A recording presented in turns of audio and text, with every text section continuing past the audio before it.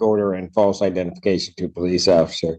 Upon her successful plea to those counts 2 and 3, both of those 90-day misdemeanors, count 1 would then be dismissed. That is the court's full understanding of it. It is a complete agreement, Your Honor. That's correct, Your Honor. All right, very good. Okay, let's see if we can do this time. Anybody else you need to talk to? Nope. No? All right. Raise your right hand and say verse 4. You solemnly swear and affirm the testimony you're about to give will be the truth, the whole truth, and nothing but the truth, so help you God. Yes. State your name. Tamara Haskell. Okay, you can put your hand down. Remember, it is this court's understanding that you're going to plead guilty to 2 charges. The first charge is the added count 2 of refusal to obey a traffic order. This case centers on a traffic stop that quickly escalated into criminal charges. The defendant is pleading guilty to 2 misdemeanors, refusing to obey a lawful traffic order and giving false identification to a police officer. On paper, these may seem minor, but the details matter. The court must establish a factual basis for the plea, meaning the judge needs to hear exactly what happened and why. Was it simple confusion during a stop, or did the situation escalate because of resistance and dishonesty? As the hearing unfolds, the judge begins pressing for clarity, especially regarding what happened when officers tried to place her into custody. What starts as a routine plea hearing turns into a credibility test. And in this courtroom, credibility can directly impact sentencing. Order, that's a misdemeanor punishable by up to 90 days and or a $100 fine plus court costs. You understand that? Yes. The other is false identification to a police officer. That is also a misdemeanor punishable by up to 90 days, $100 fine plus court costs. You understand that? Yes. You understand also that while I'm taking your plea, I would not be your sentencing judge, and you would be sentenced before Judge Washington in the 14B District Court. Yes. Okay. Now, understanding all of that, do you still wish to plead guilty? Yes. To the charge of refusal to obey a traffic order, how do you plead? Guilty. To the charge of false ID to a police officer, how do you plead? Guilty. Now, you understand that by pleading guilty, you'll not have a trial of any kind. Yes. You signed an advice of rights form, is that correct? Yes. Any question about those rights? No? Look at paragraph 5. You'll see a copy on the podium. Those are your rights which are part of a trial. You understand that by pleading guilty, you'll be giving up those rights as well as all the rights on that form. Yes. You understand you're giving up your right to appeal of right. Yes. Are you on probation or parole? No. Has anybody promised you anything other than what's been stated here today on the record to get you to plead? No. Anybody threaten you or coerce you? No. You're doing this voluntarily? Yes. Of your own free will? Yes. Because you believe that you're guilty of these offenses? Yes. July I didn't walk. What'd you say? You. What'd you say? You were actually a cool judge. Like you scared me when you said somebody else gonna be my judge. I scared you? Yeah. Why? I don't know these people. She said you scared her when you told her someone else might be her judge. Really? Yeah, she wanted you. Yeah. Why me? Yeah, you cool. I am? Yeah. I gotta stop that. Well, let me just tell you, I have great respect for my colleagues. My colleague, Judge Washington, she's a cool judge. She's all right. Not as nice as I am, but You not okay. all, No, go you not ahead. all grumpy and mad. Like What? You not all grumpy and mad. You would let us talk. You know, you let us say. I never seen a judge like that. Like I don't know. And I watch a lot of movies, so it'd be like, So you think I ought to be grumpy? yeah, basically change my whole perception of court. I changed your perception of court? Yeah. Oh. But I'll never be back. No.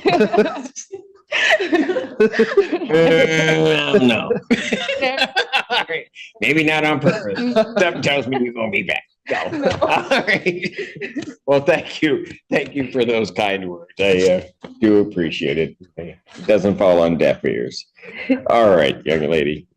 I don't know, how far did we get? All the way through? Yeah. You're doing this voluntarily and of your own free will? Yes. And also because you believe that you're guilty? Yes. All right. On July 23rd, 2024, at the location of North Ford Boulevard and East Michigan Avenue in Ypsilanti Township, Washington County, State of Michigan, What'd you do on that date that makes you think that you're guilty? The officer asked me what's my name, and I didn't give him my real identity because I didn't give him my real identity. All right. And were you driving? No. Okay. How am I getting to the other charge? Of the failure to wear a seatbelt, Your Honor.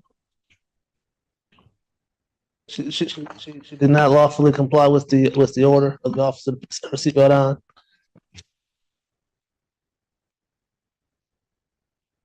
Who told her to put a seatbelt on? The police officer, Your Honor. Oh, so when they were leaving. I think that's how you can get there, Your Honor. Pardon? I think that's how you can get there. What do you think? No? So when they were leaving, she was told to put her seatbelt on and she refused to put her seatbelt on. Correct, Your Honor. Won't happen again, Judge. That didn't happen. It didn't happen. He came to the car. He said, "You don't have on the seatbelt." So I put the seatbelt on, and he said, "That's not the right way." So as I was trying to take it off, he said, "Oh, what's your name?" So it was like, and I'm not from Ypsilanti. I came to Ypsilanti because my sister is here. A lot of stuff happened in my life. So it was just crazy. Like I was on my way to work, literally on my way to work. And my boss was driving. He had license and everything, so they couldn't mess with him. I think he's just trying to figure out how he. Well, it's interesting to hear all that. Because I don't really know because it's like the officer came to the car. It was one officer at my boss window, and it was the officer at my window. And he like, "Oh, you don't got a seatbelt," so I put it on. But you know how I put it on. He said that was the wrong way, so he told me to click it in, like take it off and click it in. And I put the seatbelt on, and he asked me for my name, but I didn't give him my real name, and that's how I ended up in a police car because he said I couldn't leave until he gave my real name, and I gave him. That's when I just said, "Okay, my real name is Tamara." Or perhaps the court might take the plea to the higher charge. What was the resisting? After the defendant was arrested, she did not obey lawful orders to get into the car. Why was she arrested? Can we approach? Well, right after I get my question answered. Yes. Why was she arrested? My understanding is that she was arrested after she refused to identify herself and had warrants. The report says multiple warrants. Okay. I believe she was arrested for giving a false ID to the police officers just while having active warrants. Yes. They were trying to take her into custody for, Your Honor. Correct. And there was something that happened when she was trying to be taken into custody? She refused to get into the car, is my understanding, Your Honor. Yes, the police vehicle. Is that what happened, young lady? Nope. But it's like I can't really fight. I don't want to fight with the police. I don't want to argue with the police. I don't want to. That's what the report indicates, Your Honor. And Well, that's what the report says. So it's like I don't want to fight. I don't know how Washington come. Don't come up in here insulting my county. But I'm just trying to figure out. Certainly I can take the plea to the higher charge. I'm just trying to figure out what she did that would constitute the higher charge. I believe giving a false ID would be the obstructing a police officer in his lawful duties, Your Honor. She also, when the police pulled the vehicle over, she was passenger and the seatbelt was buckled, but she was not between the seatbelt and the seat. It was buckled behind her. That's how the seatbelt piece of it came to me. Okay, that's just stupidity. I don't know that that's a crime. I'm glad to pass it, Your Honor. Pardon? Glad to pass it or adjourn it, Your Honor. Okay, look, I don't mind, and let me just make it clear. Somebody says something to me, she tells me that's not what happened. And she's the one that's got to give me the factual basis to it. I'm not hearing and maybe it's me, but I'm not hearing anything that constitutes the resisting and obstructing to the higher charge to go to the lower charge. I get the false ID. I'm trying to figure out what else. And then I'll pass it. I'll call that up in the next block. You guys figure it out. Court to stand in recess. I've spoken to my client, Judge. We've discussed the factual basis, and I think she prepared those facts on the record to facilitate the plea, Your Honor. All right. I was satisfied as to I think count 3, the false ID, but what happened where you disobeyed a traffic order? The officer asked me to get in the car and I didn't comply. And you didn't what? I didn't comply. So. And it was a little bit more than that too, right? Tell them what you told me, what we discussed. The officer asked me to get in the car. I asked him, can I sit down? So I asked him, can I sit down and breathe? This is a turning point. Up until now, the defendant's version of events sounded incomplete, maybe even minimized. But once the prosecutor walks through the timeline step by step, the full picture emerges.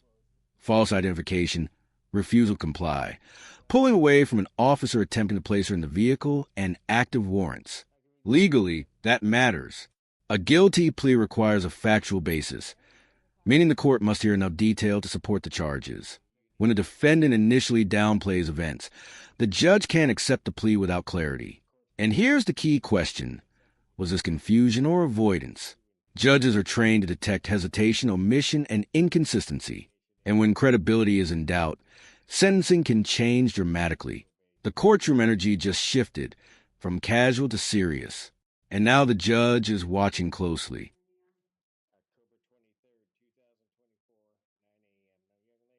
Sit down and breathe, so I read my rest. You didn't follow his command. Yeah, I didn't follow his command. I didn't follow the officer. All right. I can help if you need more, Judge. I can help if you need more. Please. Thank you, Judge.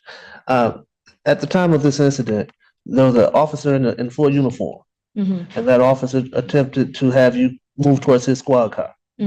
That's an S? Yes. Okay. And that was an SUV? Yes. Oh, all right. It's a marked police SUV. Yes. And he told you at some point, he opened the door and he told you to get into the vehicle. Yes. And at that time, you told him no. Is that correct? Yes. And then his arm grabbed your arm and he tried to help you move towards that door, and you pulled back from that officer. Is that also correct? Yes. And so that officer was doing his lawful duties, trying to get you into the car to identify you, and you refused his lawful commands. Is that also correct? Yes.